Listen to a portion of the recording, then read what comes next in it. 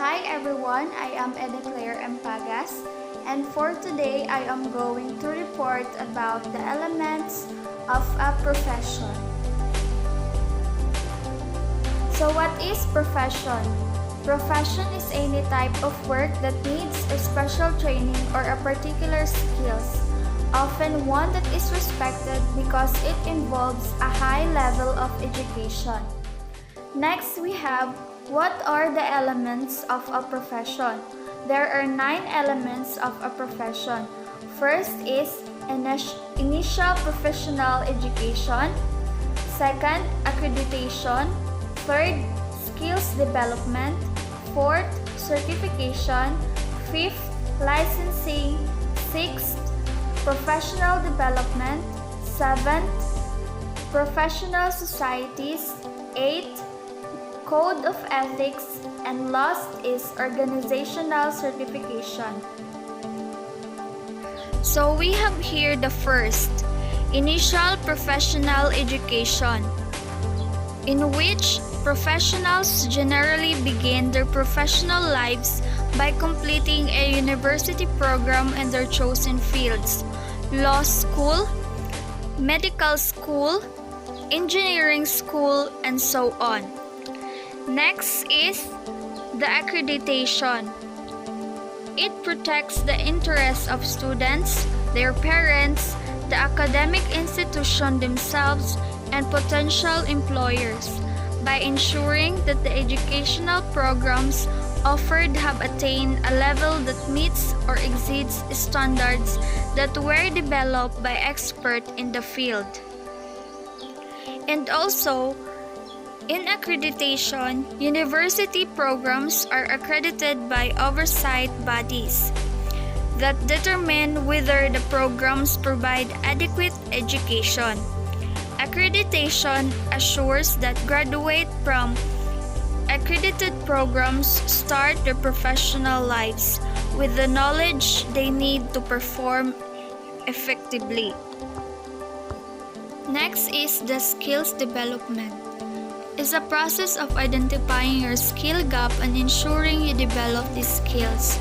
Your skills determine your ability to execute plan and achieve your goals. Skill development and training is an integral part of an employee's life. For most professions, education alone is not sufficient to develop full professional capabilities. That's why professionals need practice applying their knowledge before they are prepared to take primary responsibility for performing work in their fields. Next is the certification. Certification is a document that certifies that a person has received specific education or has passed a test or series of tests. In certification, after completion of education and skills development, a professional is required to pass one or more exams that assure that the person has attained a minimum level of knowledge. So next is the licensing. Licensing is similar to certification, except that it is mandatory instead of voluntary and is administered by a governmental authority. Next is the professional development.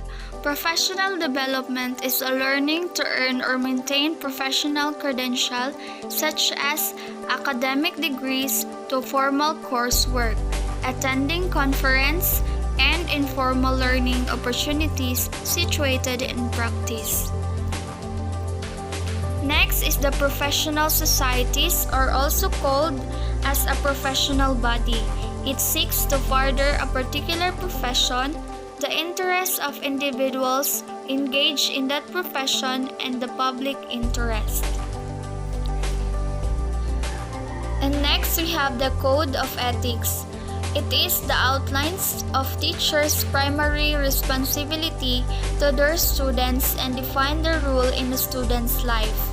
Educators must demonstrate impartiality, integrity, and ethical behavior in the classroom, whether virtual or in person, and in their conduct with parents and co-workers. And also, a code of ethics is an ethical benchmark for investment professionals around the globe, regardless of job title, cultural differences, or local laws. As a CFA Institute member or CFA program candidate, you are required to follow the code and standards. Next is the organizational certificate. In many professions, not only must individuals be certified, their organizations must certify for fields as complex as accounting, education, and medicine. Organizational certification is a response to reality that individual competence is not sufficient to guarantee adequate levels of profession services. Organizational characteristics can have as much influence as individuals' characteristics. So that is the last elements of our profession. So, teaching as your profession. If you take teaching as a profession, you must be willing to go through a period of preparation and a continuing professional development. And you must strive for excellence, commit yourself to moral, ethical, and religious values, and dedicate yourself to public service. That's all, and thank you for listening.